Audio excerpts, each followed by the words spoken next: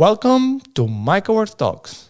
I'm your host, Xavier Gallego, VP of Brand and Marketing, and I'm delighted to take you with me on our journey to grow the future of materials. Thank you for tuning in. Today we are going to talk with Daniel Martin, one of the top makeup artists in the world. He's going to give us some of his insights around the fashion and beauty industry. He's going to tell us about his collaboration with MycoWorks, and we will discover some of the next projects that he has in his horizon. So stay tuned. It's going to be a fun one.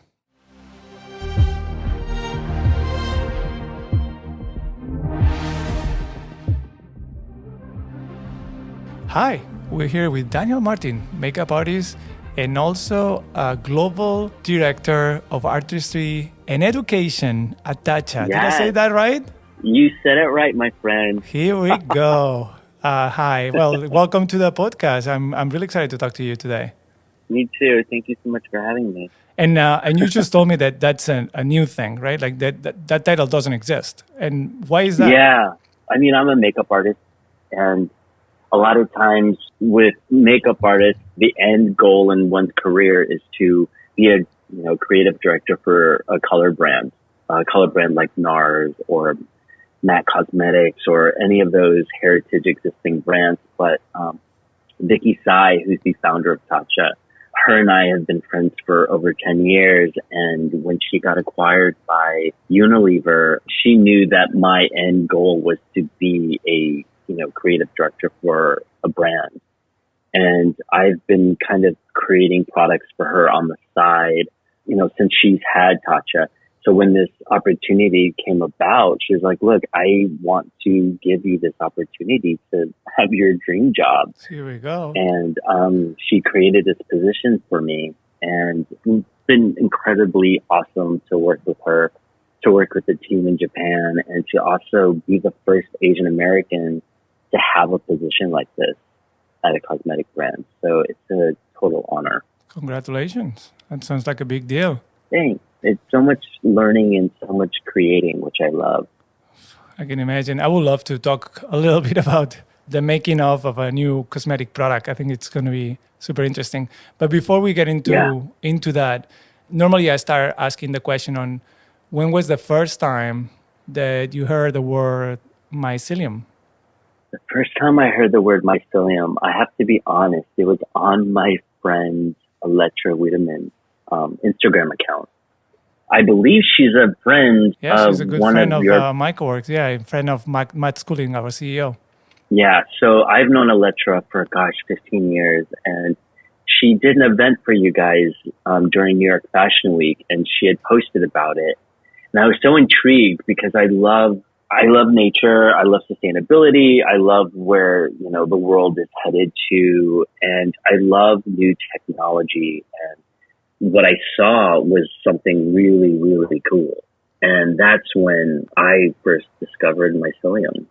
Wow. That was a good moment. I still remember that 2020 launch with Reishi and Electra helping us out, getting the word out. And we had like an amazing dinner and some events in a pop-up. She's awesome. She still collaborated with us. We did like a little live interview, good memories of those times. And I think that we support each other still. So that's really cool. Like I imagine that the story of how you heard mycelium is related to the story of how you learn about MycoWorks, which is kind of new. It only happens when we interview people from outside MycoWorks, because here, like as you can imagine, we have people that they've heard the word mycelium way before the company. So that's cool. That's good to know that we are helping get the word out, and folks are discovering mycelium through MycoWorks. That's amazing. So completely. Kudos to us. So I want to get back to your heritage, your like the way that you learn makeup artistry. Actually, I say the word that I couldn't say before, and that's cool, huh? Because makeup or like styling in general, how was that beginning in that career for you before you got where you got today? So I kind of came up. I was working at MAC Cosmetics when I was in college, and I was in college. I wanted to go into art history, and so much of my world working in makeup correlated with art history, but I didn't want to be in a museum. I learned that, it was session work on set, collaborating with other artists, hairdresser, photographer was more my speed. So that's kind of like how I started and how I became familiar with makeup. I grew up in Seattle in the late 80s, early 90s. So wow. It was when grunge was happening. I wanted to be in New York as a club kid. And I've always known since I was 12 that I wanted to be in New York City. So that was the goal. I dropped out of college, moved to the East Coast, became a club kid. And that's kind of like how I explored the makeup, because I was getting my friends ready to go out. And at that point, I needed a job. I needed to really find my career. So I wound up assisting in getting my esthetician's license at Innovative Concept Salon. Can you share with me a couple of breaking points, moments where like, your career that you think that you remember that were like really helpful to get you where you are today? Yeah, I think, having that opportunity to, coming up to New York and working New York Fashion Week. And this was like, again, in the late 90s when Fashion Week was at Bryant Park at the tent. And that was, that experience was something I'm so grateful for, because I feel like there's so many things that happen to work behind the scenes of a fashion show. And it's much more than just the creative process. So much of it is about how you treat people and how you work with a group. So having that experience definitely helped.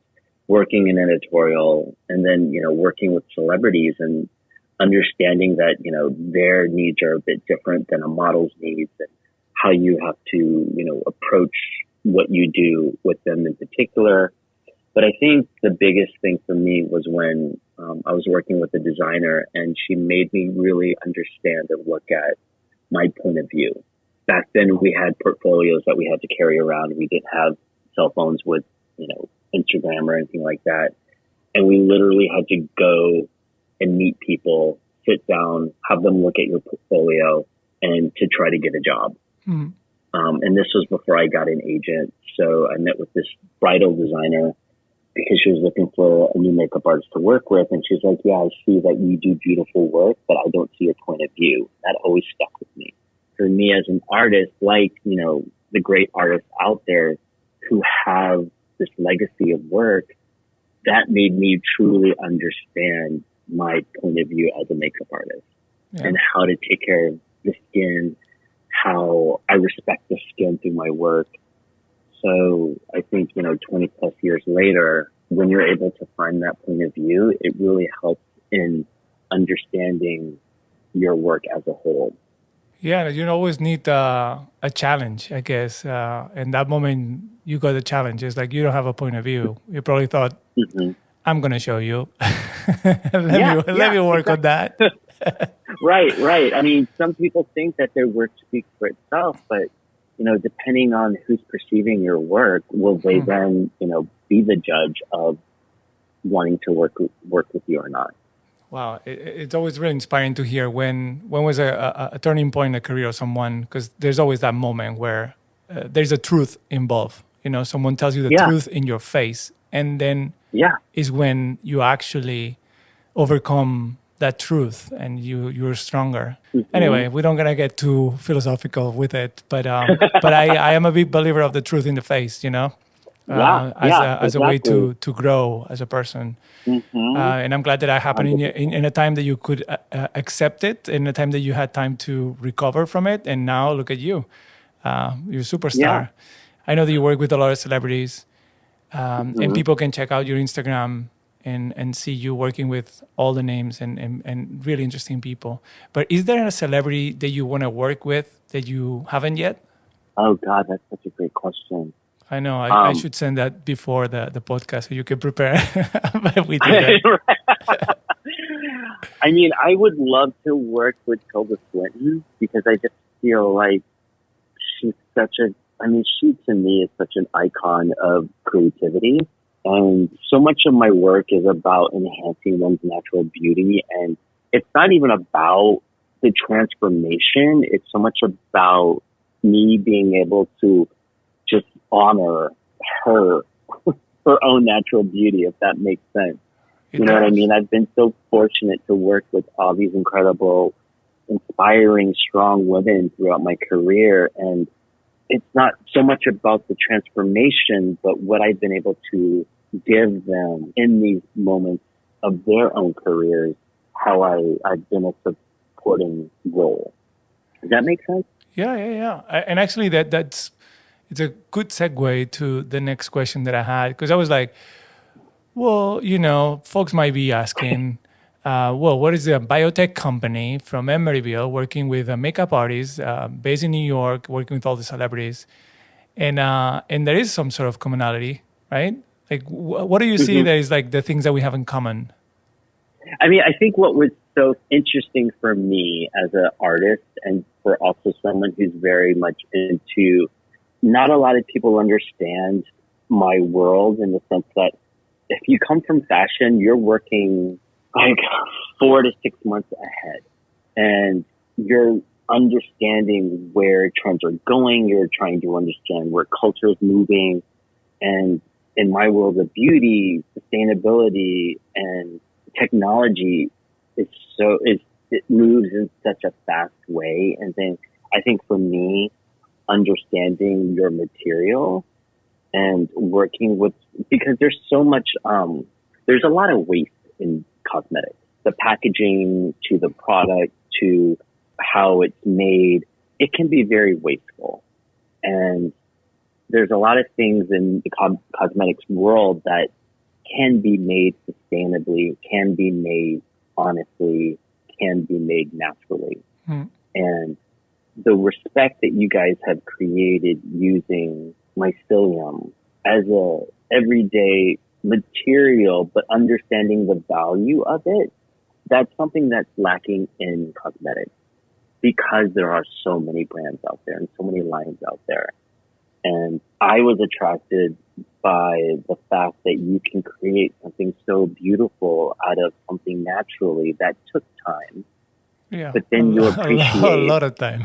Yeah. In my own brain, just because of how I think, I was like, gosh, how can I intertwine this with my own value of and ritual of what I do? And that's when I reached out to you guys, because I was like, you guys have created something that my world doesn't know about, but there is a lot of value in it that needs to be shared and to understood.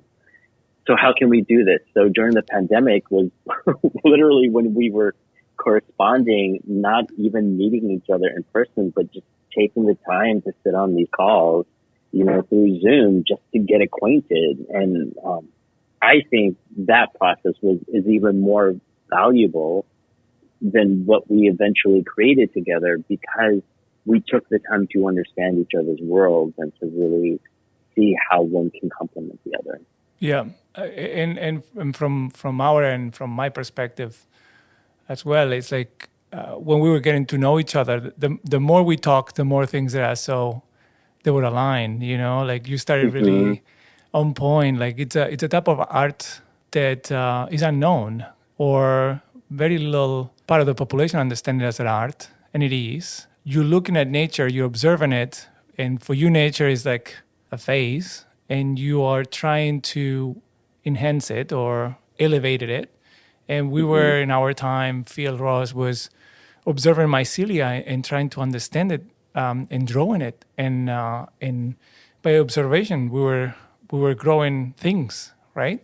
And I thought that was really interesting. Also, that we consider ourselves as weird artists, because it's not a form of art that is like the classic one. It's just like very using nature and observing nature and influencing nature to create art it's a practice that Phil mastered, and it's very weird. It's very new, very different. So we had like a lot of things in common. But then it's also like during the pandemic, all these chats that we had, they were really inspiring, and hearing you and your point of view on things was always I remember a highlight of the day, to be honest, and that's why like we ended up with this beautiful collaboration where you told us that you use a lot of your Brushroll, and we say, guess what? We're gonna do the Brushroll. Like, we are going to make you a brush roll made of our materials so you can have that as an object to cherish, to celebrate us, to as a conversation, as a talking point. Before we get into like the brush roll itself, you described me. I remember in one of the calls that it's part of your ritual, like your tools, and I want to hear more about what is that ritual that you use. Like, what is the things that you do before you start a makeup session? Like, why do you have a ritual? First of all, I mean, if you look at time and you look at history, every culture has its own beauty ritual, some sort of aesthetic, something that's been passed down through generations. And it's this preparation of the face before, they start their day, before they, head out into the world. Literally every culture has their own kind of ritual. And for me, my ritual to get someone ready for whatever event they're doing is preparing the face before I put makeup on it. So the brush roll is part of my ritual in the sense that, I keep my tools in it. It's the one thing that I can't, work without, when I set up my station. There's a whole process of how I lay things out.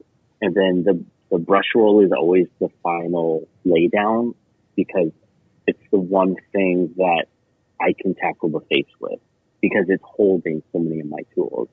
So the brush roll to me is just part of that arsenal of getting yourself together and getting yourself ready to present yourself to the world.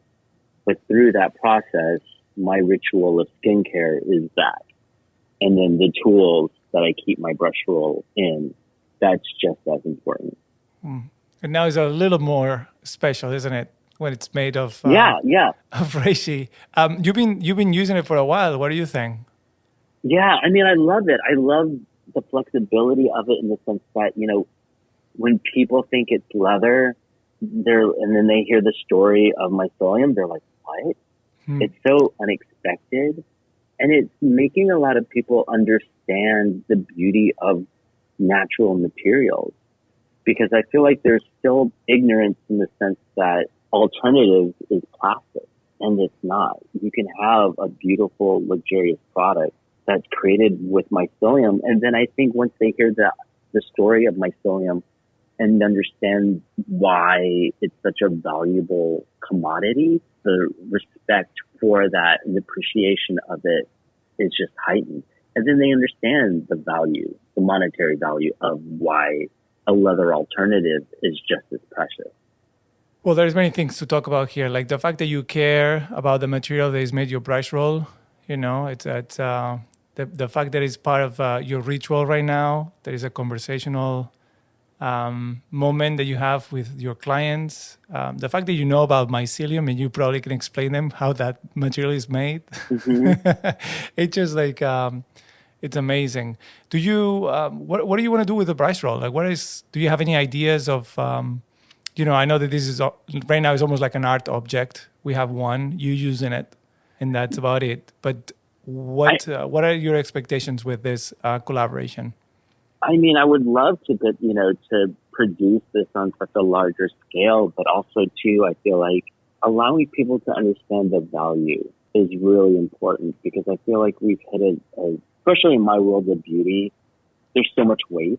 And I think what we need to go back to is understanding value. And when they see the brush roll and they think it's leather, conventional leather, and it's not, and they understand the history of mycelium, the appreciation of that, it reinstates why we as a race need to find alternative methods of conventional things that we use every single day and why it's important for sustainability to move forward in the future. Yeah. Well, we'll have to make you a global director of education and artistry here at MycoWorks. That will be your next title, don't you think? I mean, bring it. Yeah, that'd be amazing. At the end of the day, you're doing education, and we appreciate you for that, Daniel, so much. I know that you were about to talk about sustainability, but I have a question about it or around it. And it's something that I ask everybody, and every single person answers it differently. And I appreciate that because sustainability means nothing in a lot of things. And I want to hear from you what sustainability means to you. I mean, specifically to my world of beauty, I don't think a lot of brands understand, how sustainability works in the sense of economics, society, environment, creating products in a way that affects all three of those pillars. And to really, truly understand sustainability, you need to get to the root of a lot of things. And in my world of beauty, people just think it's just the packaging that's sustainable. But we need to, dive a lot deeper and really understand, especially in color cosmetics, pigments.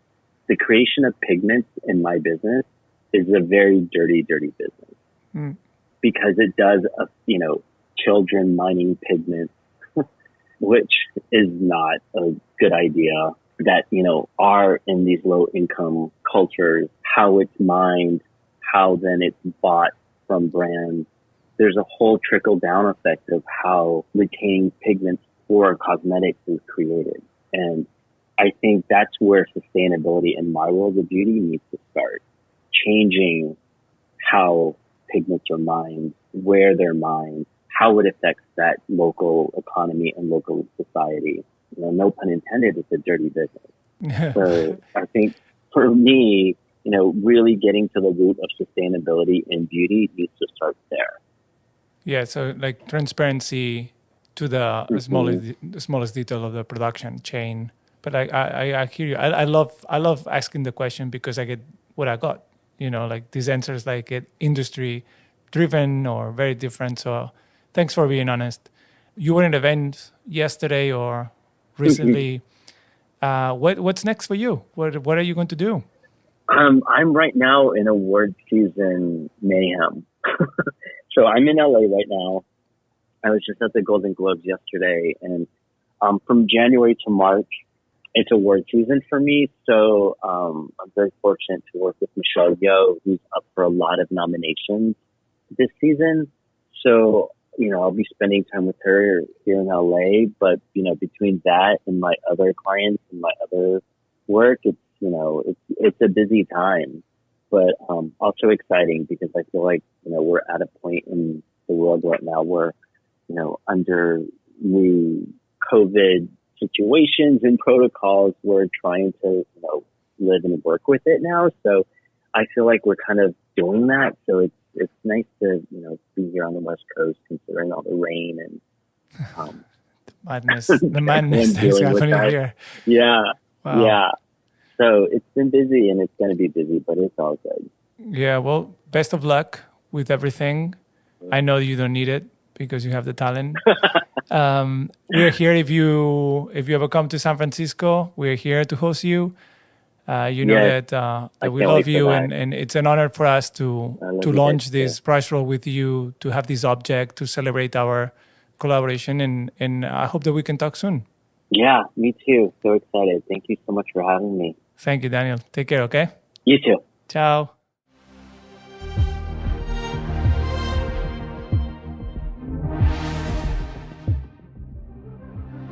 Thanks, everyone, for listening to this episode. We hope you enjoyed it as much as I did hosting it.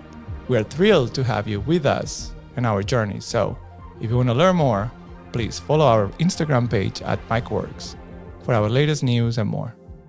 This episode is being produced by Maddie Nathans, sound editing by Carney Ballardo, content editing by Chantal Otto.